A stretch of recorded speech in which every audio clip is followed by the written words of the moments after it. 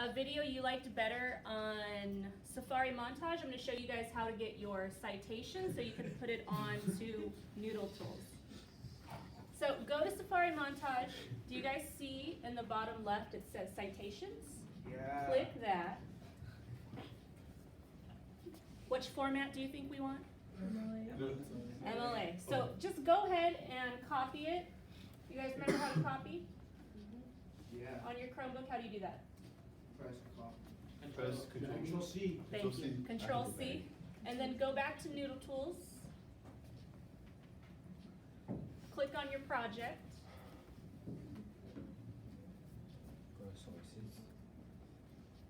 Go to sources. Thank you, David. And what you're going to do is create new citation, database, and we did have a video. You have a video clip there. And see where it says copy and paste a citation? Click that. Awesome.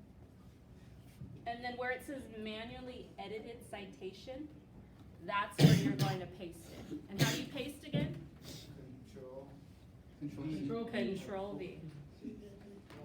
Control V, scroll down, save, and add annotation. And that's it. That's so easy. I could have done better.